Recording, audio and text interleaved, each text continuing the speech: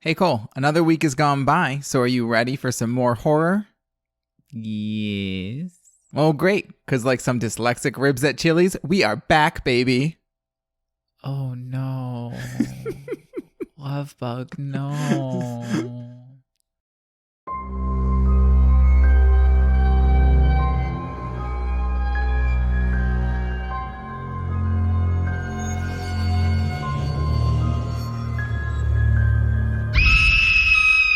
Welcome to Second to Die, a horror fiction podcast where we talk about lots of things, And sometimes horror. and sometimes horror. I'm Max, And I'm Cole. and we'll be your hosts. Thanks for tuning in, everybody. If you're new here, thank you for, I guess, giving us a listen. We are going to talk about a movie and a book, both from the horror genre. If you couldn't gather. And that's pretty much it. And probably make a bunch of really sexually inappropriate jokes the whole time. Most likely. Seems to be our brand a little bit. Yeah, I didn't intend for it to go in that direction, but here we are. We've gone down that road. They're just funny. It's just kind of like, I don't know. That's the humor I make. It's super inappropriate. I can't help it. You're not the one who has coworkers who listen. Yeah. I don't know. If my coworkers ever found out about this, they'd probably be entertained. For the episode for The Suffering, I literally got a text that was like, wow, there's lots of gaping holes in this one, huh?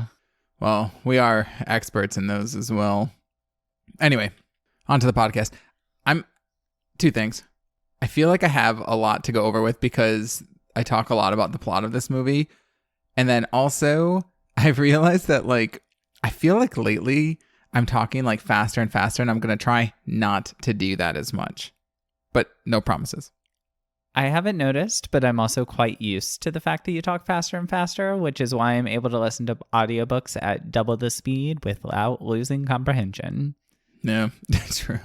I'm powered by coffee. Like, there was literally one time when I was doing the edits, and I was like, I think I'm playing this at, like, speed and a half, but oh no, it was just me talking. Yep, I'm very used to it by this point. Yeah. Anyways, let's get into this because I need to start talking about something real.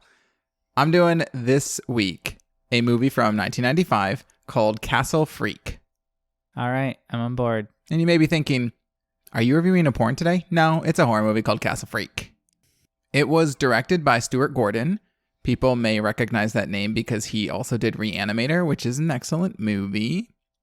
And just a little background on this. So, how did this movie come to be? Well, Stuart Gordon was preparing to work on another movie, and he was visiting with film producer Charles Band in his office, and he noticed a poster on a wall entitled Castle Freak with a Quasimodo-like man chained to a wall being whipped by a woman.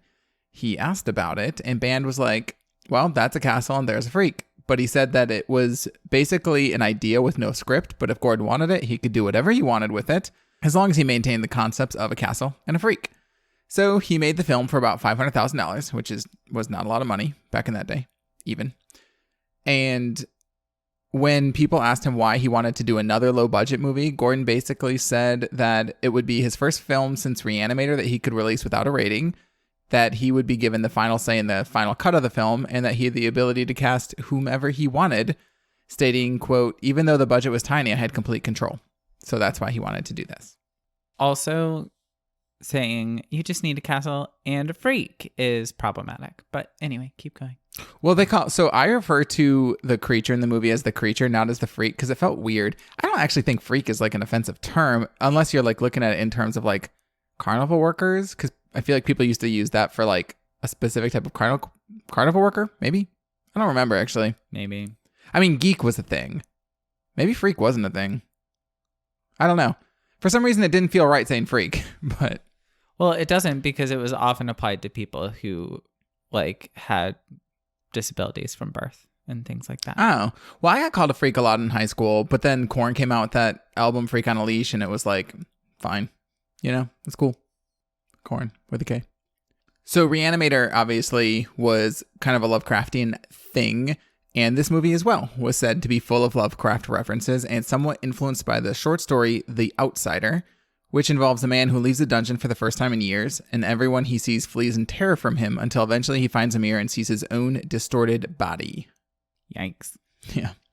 And lastly, The film was shot in Italy in a castle owned by Charles Band, the producer. And the castle is, he just owns a castle. Some people have way too much money. And there was also a 2020 remake of this movie that I will not be mentioning anymore. So, 2 main cast members. Jeffrey Combs plays John Riley. He also played the lead in Reanimator. So, essentially, Gordon just kind of like used him again. That's very common and cool because Jeffrey Combs is great. And he's been in a lot of horror and sci-fi stuff. And then Barbara Crampton plays Susan Riley, his wife in it. People may recognize the name and be like, what do I know that from? Well, she's best known for her role of Leanna Love on the soap opera The Young and the Restless, which is not what I know her from. We were a Days of Our Lives household, so... She did do, weirdly enough, so she was like this soap actress. She also was in quite a few horror things, such as, she was in Reanimator as well. She was also in Chopping Mall, which is weird. And she has a cameo in Puppet Master. Oh my God, Chopping Mall? Is that like a serial killer in a mall? I really wish it were. I had volleyed around the idea of doing Chopping Mall on this, but people love that movie, but I don't actually love it. It's not a serial killer. It's killer robots in a shopping mall. That's less fun. And it's from the 80s.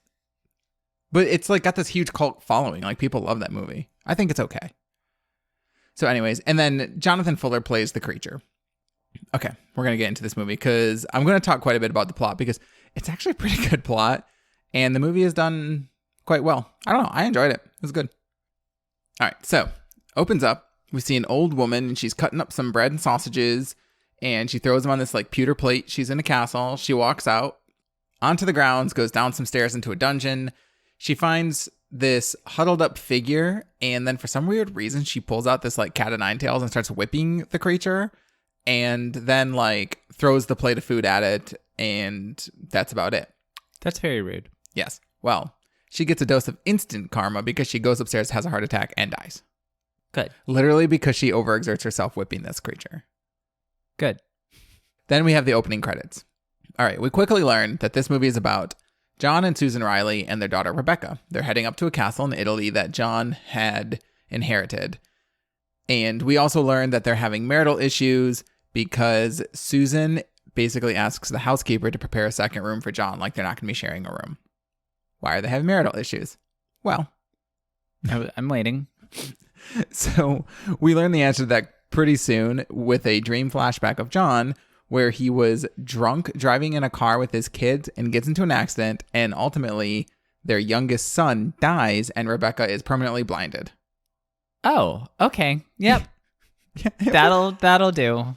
Well, originally, like, I don't know. Like, it explains it pretty quickly, but at first I was kind of like, oh, they're just having marital problems. It's going to be the same old, like, whatever. But then I was like, oh, no, this is pretty serious. So, So that's like a dream sequence. And then John wakes up, and then all of a sudden he hears this, like, moaning in the castle. Like, this real, like, not sexual moaning, like, weird moaning. And that's probably the first sign that he should probably like get the actual F out of that castle. But instead, he decides to go investigate because, I don't know, he's like a super tough guy. So he's going to go like investigate the noise. And so he follows the noise around the castle. And ultimately, he ends up finding the wine cellar instead. Now, keep in mind, he's a recovering alcoholic now ever since, the whole like killing his kid thing. Yeah. So he finds this like big wine cellar and he like grabs one of the bottles of wine and it's like, starts like caressing it in a really weird way. And then he's like licking his lips and like ogling it. Like he's literally about to find out what flavor its asshole is. But then he snaps out of it and smashes the wine bottle. Because I guess putting it down was just like not cool enough. But he cuts his hand open in the process. Well, maybe if you just set things down instead of smashing them, sir. Yeah.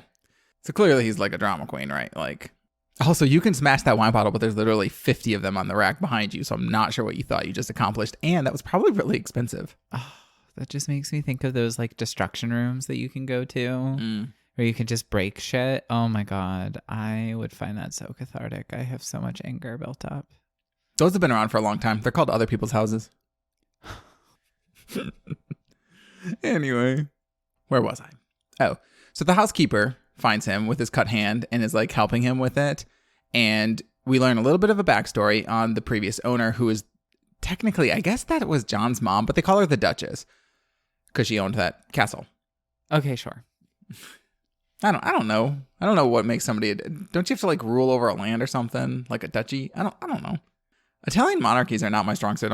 I'll point that out right quick. So we learn that the Duchess basically had her husband who abandoned her, and then the legend is that like the people in town gossiped that because he left her, they had a 5-year-old son together. The legend is that she killed the 5-year-old son as revenge. She then dismissed all her servants and lived alone and never left the castle for 42 years until she died. There's a lot of similarities between your movie and my book, and we'll get there. Like a lot of them. Oh, well, that's cool. All right. So then John and Rebecca are going to explore the castle, and they're looking just for like whatever. They find some creepy shit. They ultimately, like, John at one point finds the cat of 9 tails, and Rebecca is like, oh, what did you find? And he's like, nothing, just some junk. And that's kind of weird. Oh my God. Did I ever tell you? Okay, so side story, and I know you're trying to get through your plot. I apologize. It'll be cool. Kimberly and I moved in together at one point, like right before I turned 19. And in the apartment that we moved into, we found 2 horrifying things. A, we found a pair of handcuffs in like the back of a top shelf of a closet. And B, we were cleaning the bathroom drawers before we put our stuff in because it was a really cheap apartment. So there were roach droppings everywhere. And when we pulled the like full drawer off of the thing, like off of the track that the wheels go on, huge clumps of human hair fell out. Ooh, gross. It was a lot. Anyway, your cat of 9 tails story just made me think of it. Yeah, well, okay. So it's not that crazy, although later on they'll find some worse things in the castle. But anyway, they basically find that, and then John like starts to get like, I don't know, he starts to kind of drift off and like ignore Rebecca, so she kind of wanders off on her own, and she starts to hear like a scratching. So she follows that scratching noise, and then ultimately it leads her to a cat, and then the cat like runs away, so she starts to follow the cat, and the cat kind of like leads her down into the dungeon area, into the room that we saw in the beginning, and the figure's in there, and he kind of like wakes up, and he's like all snarly and stuff, and Rebecca is outside of the room, basically like calling for the cat, but the cat doesn't answer at this point because the creature had woken up. And he was hungry? Well, in my notes I have, he woke up and he was clearly into pleasing because he was eating that pussy like it was going out of style. But we'll go with hungry. My God.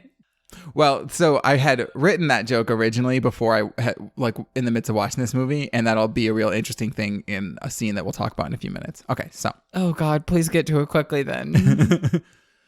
Okay, then the creature breaks off its own thumb and escapes from the shackles, busts down the door, and now it's loose in the castle. All right. So, one of the more horrifying scenes in the movie is the creature goes up into Rebecca's room at night. Keep in mind she's blind, and he's like caressing her face, and she wakes up, but she can't see anything, obviously. But she kind of hears the clanking of shackles because the creature broke his shackle off of one wrist, but he still like got the other one with the chain attached to it on the other.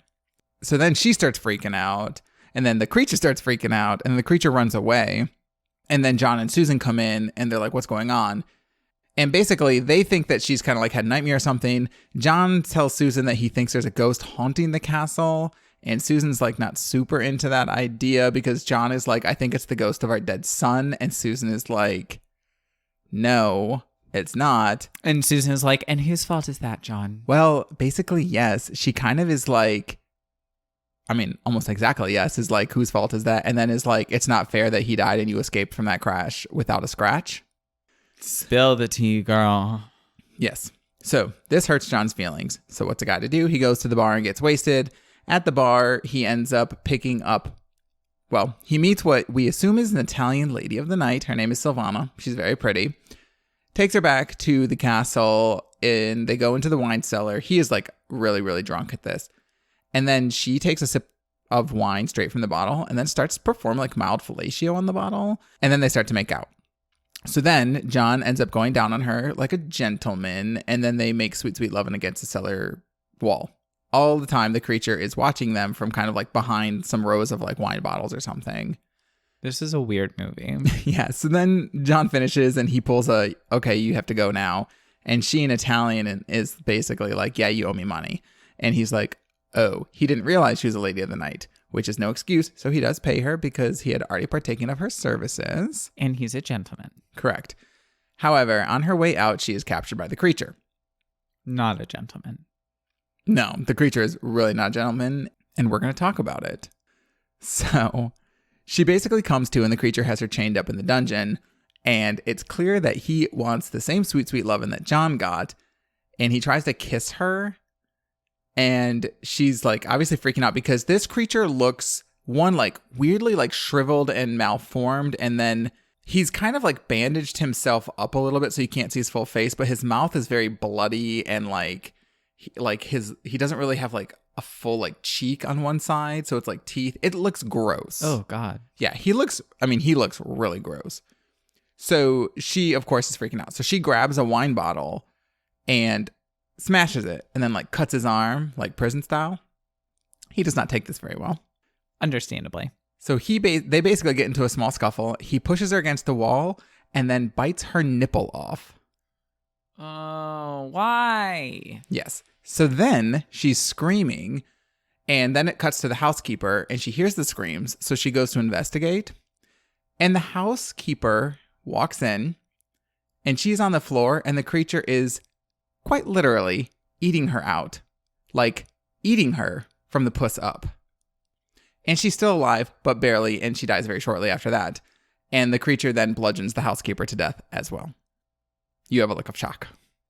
I just really want a horror movie where there is a character who is a sex worker. She peddles her wares. She is paid for her services. And then she moves on and has a lovely evening. That's all that I want. Horrible things can happen to everyone else, but I want a completely superfluous scene like a sex worker having an encounter with her last client of the night, finishes up, goes home, and like eats some leftover spaghetti with her cat while she watches reruns of Supernatural. Like, this is what I want out of life.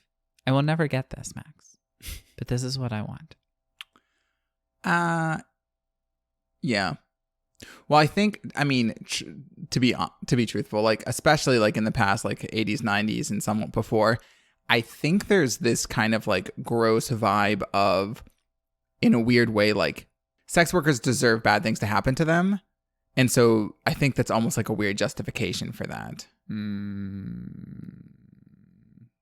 I mean, that was kind of the public sentiment. I mean, it still is a little bit of the public sentiment. I know, it's so gross. Anyway, I could rant about this for a really long time. We should get back to the movie. Sex work is real work, and sex workers should be respected and protected. Anyway.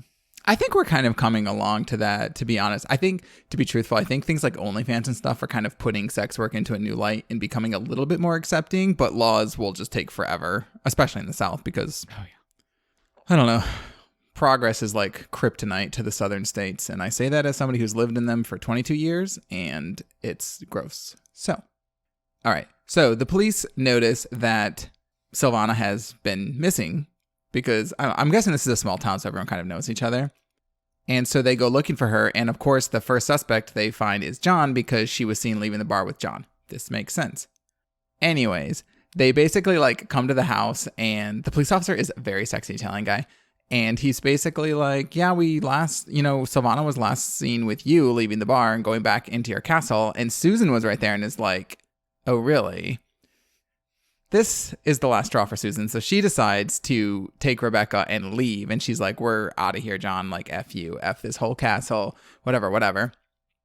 But then before they can leave, ufficiale sexy, which is officer sexy in Italian, basically is like, no, you can't leave. We need you to make statements. Also, that's not technically how you say police officer in Italian. Just so everyone knows, it's poliziotto. I'm aware of that, but it doesn't sound as good as ufficiale sexy, which means sexy official. Anyways, That's your Italian lesson for today, folks. John finally puts it together that the 5-year-old supposedly killed by the Duchess was never killed and is actually the creature from the castle. This is not a surprise. I don't think it's supposed to be. Okay, good. I was about to say.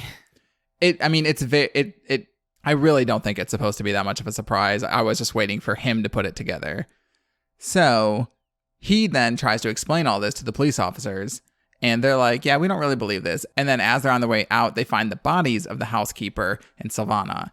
And she's, of course, like eaten in the housekeeper's bludgeons. So they're like, you, sir, are under arrest. Understandably. Yes. So they arrest John. They station 2 police officers to stay with Susan and Rebecca for the night. And essentially, the first police officer goes to get them some water, and he's killed.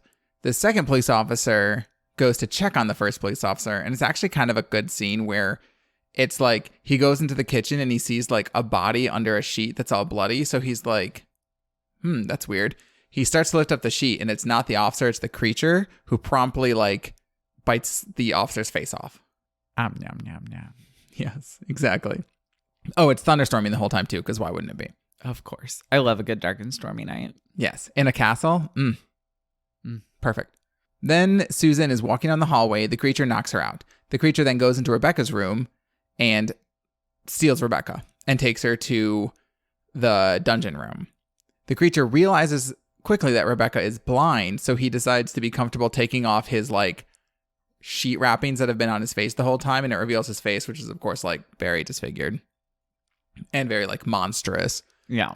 But he ultimately in the day just wants to be loved. So he's like hugging and caressing Rebecca, but she's like not super into that. So he should probably respect her boundaries, but he does not.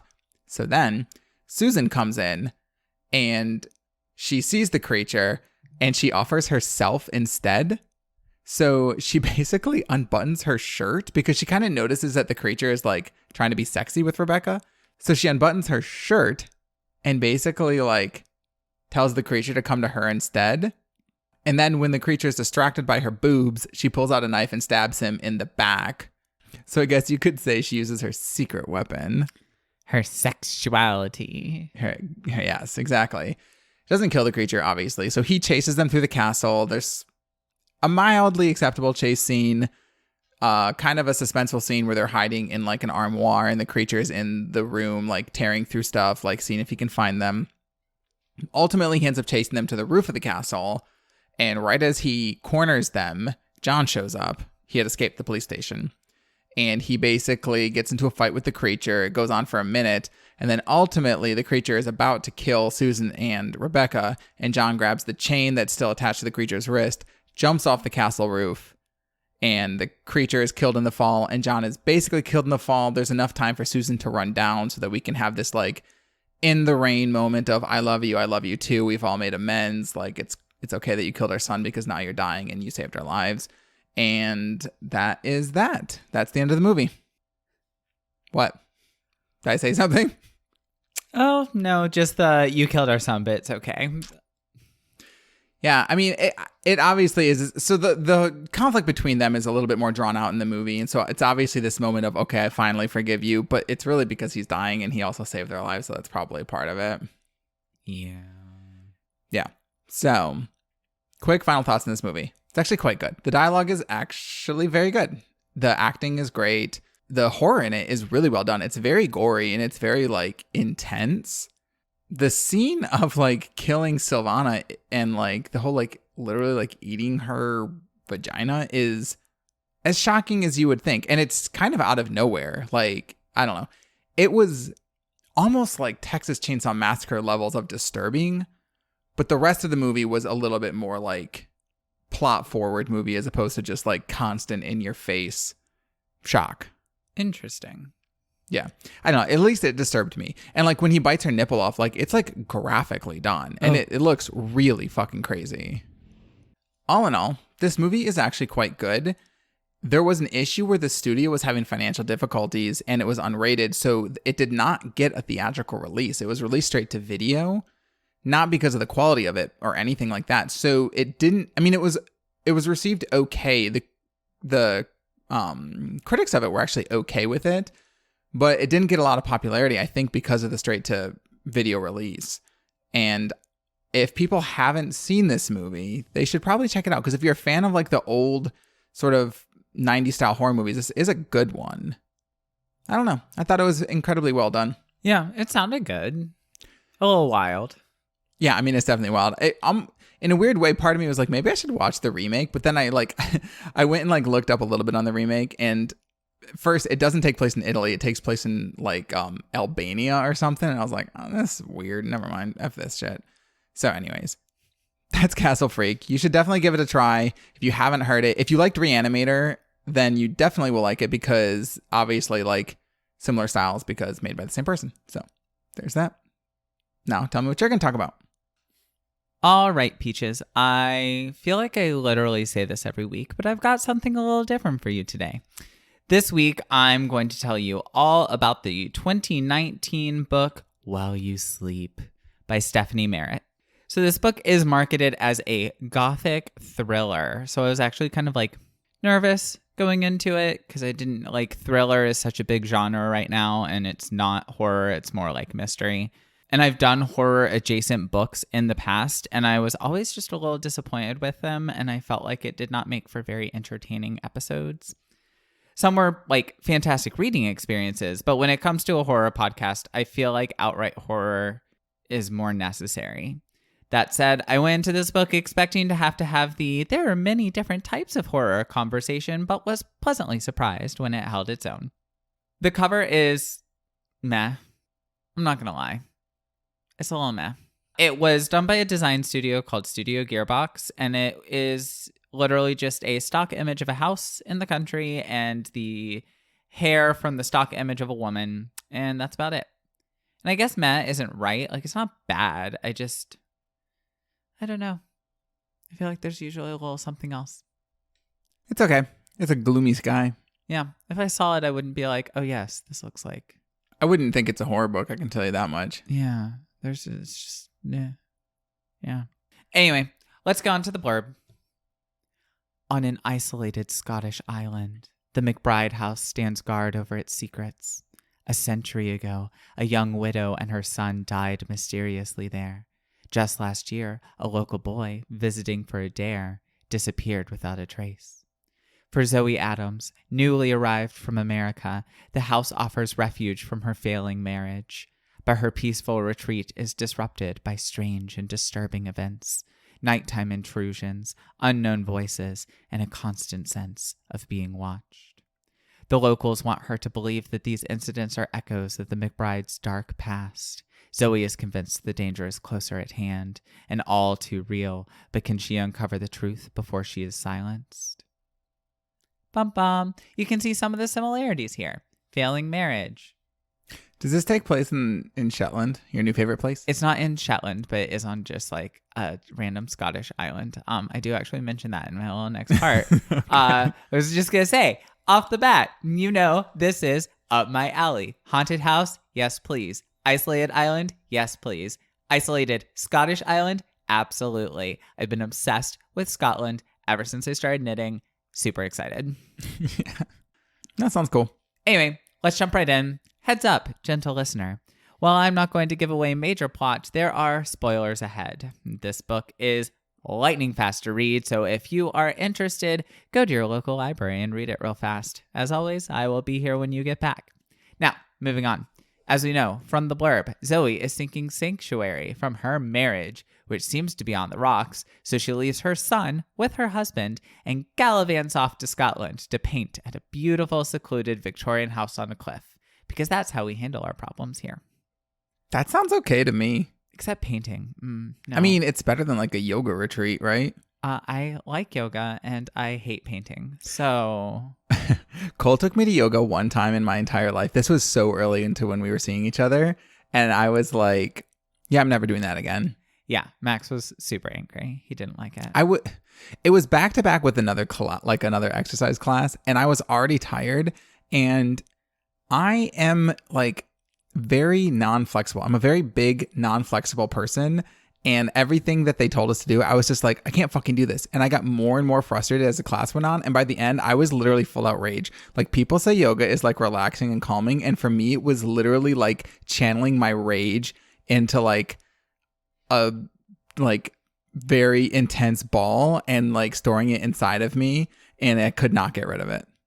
That's what I do with all my emotions. Yeah. Anyway, we meet several characters on our first night in Scotland. We meet Mick, who is the owner of the local pub with his wife, Kay. They also own the McBride house that she is staying in. We meet Charles Joseph, which is 2 first names, and that annoys me. He's a crotchety old man who owns the local bookstore and has a black lab companion. Oh.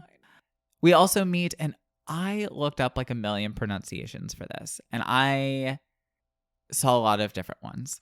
But the one that I saw the most was Annak, which is Annag. It's like Gaelic Anna, basically. But there's just kind of like a sound at the end of it. Also, side note, I totally forgot until you just said that. I forgot to do our little correction. Oh, yeah. I might have to do it at the beginning of the next episode as well, but basically, I had been doing these films I did a couple of these films, Frankenhooker and Mother's Day, and I had been saying that they were from Trauma Studios. It has been pointed out to me that that is actually pronounced Trauma Studios, which is crazy because I'd only ever read it, but that is 100% the correct pronunciation. So there's my first correction that I've ever done, and thank you for bringing it to my attention. Yes, thank you, Steve. Also, Steve mentioned that the heirloom, I had said that the author was Thomas Luke. That is a pseudonym for Graham Masterton, which what annoys me is I knew that because it's actually the name that's listed on like the Goodreads listing for that book. And I still didn't even think to put it in there. And frustration. But still, thank you. We do actually enjoy getting corrections from people. We don't like being incorrect. And please be nice. Steve was nice. Please be nice. We have feelings. No, I definitely appreciated it. I had meant to do that at the beginning of the episode, so it sucks that it's mid-episode. But either way, it's out there, everybody. Let's move on. Anyway, going back. So we've got Annak, and she is like the barmaid with a bad attitude. She's also like a teenager, but whatever. It's a really small Scottish town, so that's fine. Oh, and we meet Edward. He is the local teacher. So we meet a lot of people. It's like a character dump shoved like right in your eyeballs. The other main important-ish part of this is that Kay sings a song. It's this really beautiful Scottish ballad that I'm not going to insult people by trying to pronounce the name. It's like super mournful and whatever. Anyway, that night, Zoe has a dream where an invisible lover ties her to her couch and eats her out until she comes thunderously. Good for her. It's the oral sex episode. Yeah, basically, you were like making eating out references, and I'm like, oh my god, same. There's a lot of it in Castle Freak. Like, well, some good, some bad. There was plenty in this one, which I do have to say, my dreams are either reliving my childhood trauma or absolute nonsense. So good for her. Congratulations, ma'am. I always have really weird, intense dreams, and I usually wake up and explain them to Cole, and he's like, your dreams are outrageous. I usually don't remember my dreams. When I sleep, it's literally like I just blink. No. And I wake up and my alarm's going off. She's a little disconcerted when she wakes up actually on the couch, completely naked and like still orgasming, but shit happens. I'm disconcerted by the fact that she is described as mewling with pleasure, which just makes me think of a cat, and I hate it. I hate it. They use that in romance novels too, because as I mentioned regularly, I really, really love romance novels. And in love scenes, it'll always be like, he quieted her mules of pleasure with a kiss. And I'm like, no, it just makes me think of a cat. Like, it makes me think that she's just sitting there having an orgasm going, meow, meow, meow. And I'm pretty sure that's not how it works. Yeah. I mean, that word does kind of evoke imagery, like feline imagery. I don't know what the etymology of that is, but it does kind of evoke that, which is probably more of a reference to like women being these like delicate feline creatures. I don't know. I looked it up just to make sure that mewling didn't mean like something different, like howling or some shit. And literally the example was the mewling of a baby kitten. Like that was the example on the internet of that word in a phrase. Anyway, I hate it. Actual scary stuff that isn't just me judging her for making cat noises when she has an orgasm. She thinks she sees a figure outside the windows of the living room, like out on the cliffs, which is extra disconcerting because she sleepwalked in there, stripped naked, folded her clothes, sat down on the couch, and then started orgasming. So this person saw. Hey, well, what are you going to do? Yeah, you shouldn't look in people's windows. I used to do it all the time. I saw a couple having sex, and I'm like, never doing that again. She also hears scratching from the front door, which is pretty standard, and then a ghostly voice singing the song that Kay had been singing earlier in the tower, because it's like a Victorian house with like the little turret. Oh, yeah. But the door is locked. It won't open. Of course. So the next morning, Mick gives her an actual tour of the house and like shows her where the switchboard is, like the power switch thing. Mm-hmm. What's that called? Like a circuit breaker? Yes, that sort of thing. Just like little things like that. But when they go to the tower, it opens. Oh my goodness, it's not locked anymore. And obviously there's no sign of anyone up there. So she decides that she's going to go and visit Charles at his bookstore, where he gives her some of the backstory. I'm going to go ahead and lump a lot of it together here. She learns it in like 3 or 4 sit-downs with Charles. Mm-hmm. So there once was a woman. Her name is spelled Ailsa. Don't know how it's pronounced. Again, Gaelic is really weird. I'm just going to call her Ailsa. Ailsa? Sure. Ailsa. Anyway, if you know, let me know. I would like to know. She had moved up to the area to be with her husband, Mr. McBride. He was really, really into occult shit, apparently. So it was like early 1900s. So on brand with that whole like spiritualism. Oh, yeah, that trend. Yeah. So Charles suspects that she might have been possessed. Well, 11 months after McBride died, Elsa gives birth. And that math doesn't add up. Oh, boy. She became a recluse with her son. Another similarity. And then eventually her son vanished and her body was found. So everyone thinks that she killed her son and then killed herself. So as Zoe is leaving the bookstore, it's raining really heavily. So she decides to wait out the rain with Edward, which is fine. She doesn't know him, but she's just going to hang out in his house. Anyway, he tells her more about the above story, but I lumped it together, so it was already kind of up there. But also talks about a boy named Ian who had gone missing at the McBride house after going up there and going inside on a dare from Robbie, who is Onyx's younger brother. Edward starts playing his violin because I guess that's what you do when you have a thing for the married American woman who's visiting by herself without her husband. But when he plays the song from the night before, she freaks out. Because she recognizes it. Yes, and heard like the ghost voice singing it. So she just like panics and flees in the rain on her bicycle and ends up lost. She sees the figure of a hooded woman in the distance and she tries to reach her. But then, like, she can't find the woman. And then Mick, shortly after, picks her up. And she's like, I think I saw a woman out here. Maybe she was a shepherdess or a crofter. And Mick's like, no, there's nothing out in this direction. So, later, she has another dream. And this one is even spicier. She has a dream that she is in Ilsa's body. And a shadowy figure is like in the corner. And there's a naked woman strung up in front of her, like, but she's seeing her from behind. And then she proceeds to cane the living fuck out of the naked woman. All the while talking about, how do I phrase this in a classy way?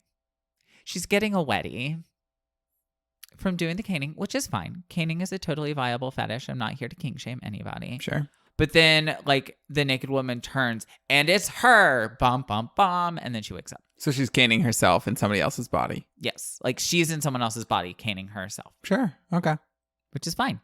After she startles awake, deeply aroused, she sees that her computer is connected to Wi-Fi, which is weird, because Mick is like, there's no Wi-Fi out here. But before she can figure out what's up, she gets a Skype call from her son. And it's just lots of like, why did you leave, mommy? Why did you leave? And then it cuts out. So, the next day-ish, the timeline is a little weird. Like, a couple days will pass, but the story just kind of like picks up and keeps going. She decides to go swimming, skinny dipping specifically, but she gets caught in a riptide, which I think I've mentioned before on this podcast. I've been caught in one, and they are terrifying. Anyway, thankfully, she accidentally left her scarf at Edward's. And he is bringing the scarf back, coincidentally, at the exact same time, notices that she's in a riptide, and dives in and saves her. That's very coincidental. It worked out pretty handily that way. While they're drying off, they hear a bang in the living room, and it's a seagull that has fallen out of the chimney, and it's thrashing about with a broken wing. And so Edward takes it outside to put it out of its misery. And while assessing the fireplace damage, Zoe finds Ilsa's diary, like hidden away. Sure. And here is where I'm going to start glossing over the actual like plot of the book. So the book is still pretty new, and it's still showing up on a lot of suggested reading lists for like thrillers and also horror lists that take place in isolated areas, which is where I found it. And given that it's a thriller, the twists and the surprises of the actual plot itself are the appeal, and I don't really want to give those away in case any of our gentle listeners want to read it. I am, however, going to talk about the rest of the spooky bits. So, they read some of the journal, which has some sexy bits in it, and then, bam, they're making out. And he's all like, ooh, yes, I love a cougar. And she's all like, ooh, you're so young, but you're into me, and I love it. Literally the entire time, she's like, he's so young. Oh, God. Not necessarily being turned on by it. It's more of like a, he's so young, this is a bad idea. And then proceeds to like, sure, continue playing tonsil hockey. Then she sees the face of Ghost Ilsa in the mirror, and that kills the mood pretty quickly. Yeah. Ghosts tend to do that. Unless the ghost is Patrick Swayze. I was about to say. There's a whole movie about a time that the ghost does not do that. So we get some more plot the next day. More like important for the book, but not important for horror happens, yada yada. For the purposes of this podcast, I will reveal that Charles believes that McBride summoned an incubus to impregnate his wife because he was impotent. So I guess that factors in, like, if the house is haunted by an incubus, that's why she's like... Oh, being all sexy. Mm-hmm. And in the dreams, but then also, like, uncontrollably making out with Edward. That seems like a terrible idea also. I can't have kids, so I think I'm going to summon a demon to impregnate my wife. Like, that's where you go? Not fertility clinic? Like... Okay, it was the 1920s. But, oh, because those are the other people. For some reason, I was, like, thinking, like, it was the modern times. Yeah, okay. Zoe gets home that night, and the power's out.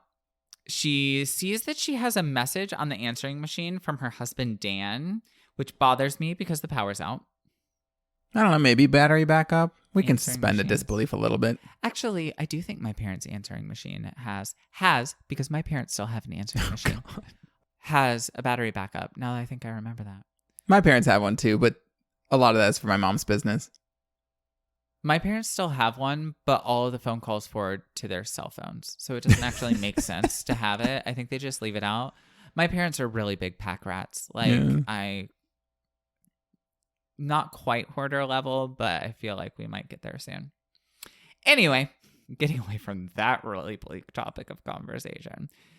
She has a message from Dan, her husband, and spoiler alert, so skip ahead like 15 seconds if you need to. He reveals that she has not seen her therapist for months and didn't take her meds with her on this trip, and that's the first we're hearing about that. Also, the dead gull is mysteriously inside of her house, and the head was chopped off and put in her refrigerator. No, thank you. Gross. Then her computer goes off.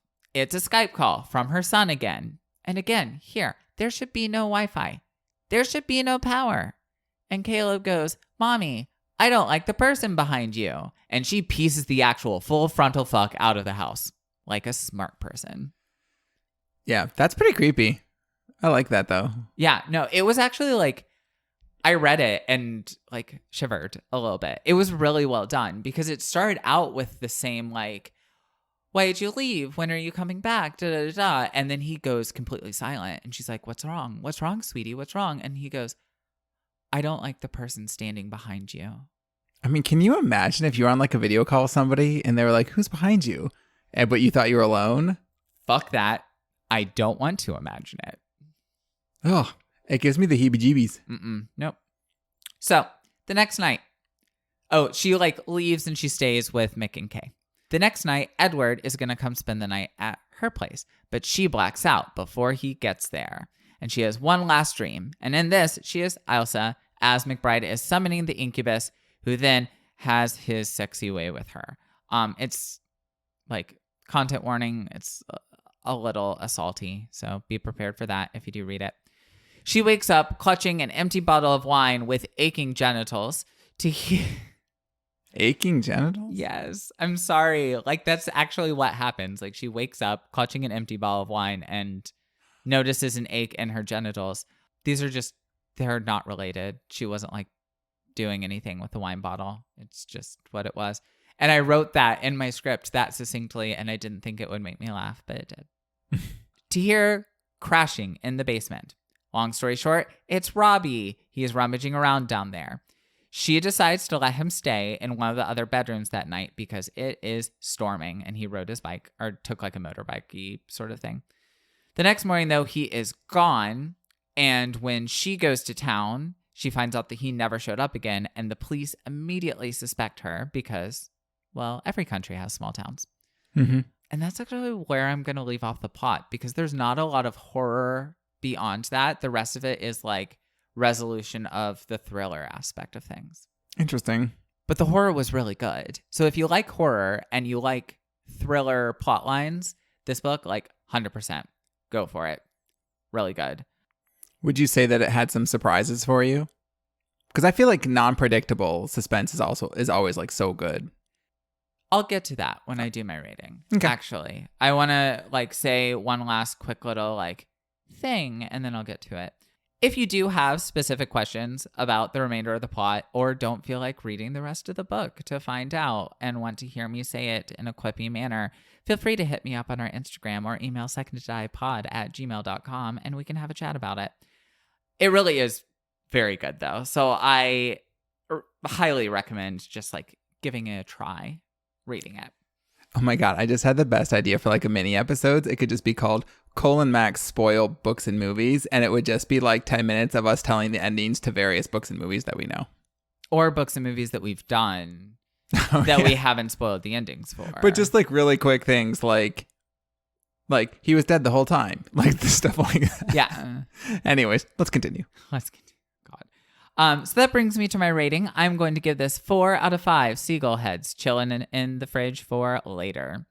The only reason it's not a 5-star is, well, like, there's kind of like 2 reasons. There are a lot of like, that's coincidental.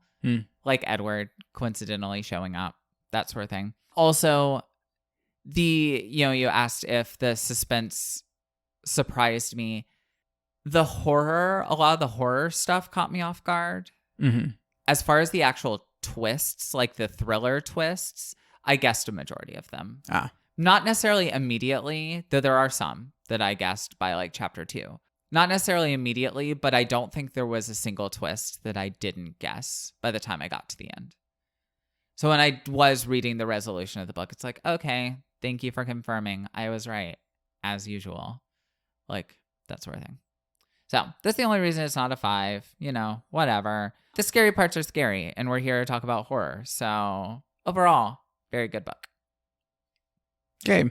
Well, we haven't talked about a lot of people being killed in it, but I'll still ask if you would die if you were in while you sleep.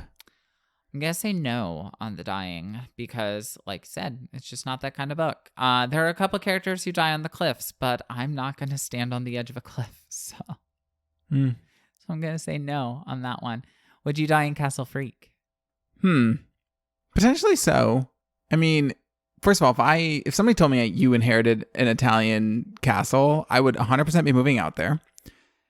Though, the first night, if I heard like moans and stuff in the castle, I'm not 100% sure that I would be super chill about staying there. So I might leave. And in that case, I probably wouldn't be. But I could also see myself being like, whatever, it's an old castle and this is a castle and I want to stay here. And then the creature would probably kill me. Shit happens. Yeah, it really does. We all make mistakes. Anyway, thank you so much for listening, folks. If you would like to find us on social media, you can find us on Instagram and Twitter and Goodreads. And also, apparently, on YouTube, if you want to just start listening to us there. If you listen to us on YouTube, hi. We completely forgot that we had YouTube. episodes going up. It's literally just audio recordings. But then we saw that we had a couple subscribers and people were liking the videos. So thank you. We love and appreciate you. Yeah. We recently realized that our podcast is auto-publishing to our YouTube channel that I had set up a long time ago, but I thought I had actually disabled it, but I hadn't. But we're actually getting views and listens on YouTube, which is great. I'm glad people, listen to us however you want. I don't care. It's your life. Just listen to us. We both need lots of attention. Yeah, exactly. And if you want to email us really anything, questions, comments, and concerns, corrections like a lot of people have, we really do appreciate them. And we will answer all of the emails, even if it takes us a minute. And by minute, I usually mean maybe a day or two. That is at secondtodiepod@gmail.com. Also, people have been inquiring. I'm very, very close to having a Patreon set up, so we should get that set up and maybe even some merch. It's all on the horizon. Obviously, it's been a very busy time for both of us in our careers as the world is opening back up again. But we are getting... I'm trying to put some more effort into this. So we're trying to get that ball rolling. Yes. And remember, if you can't be first, you can always be second to die.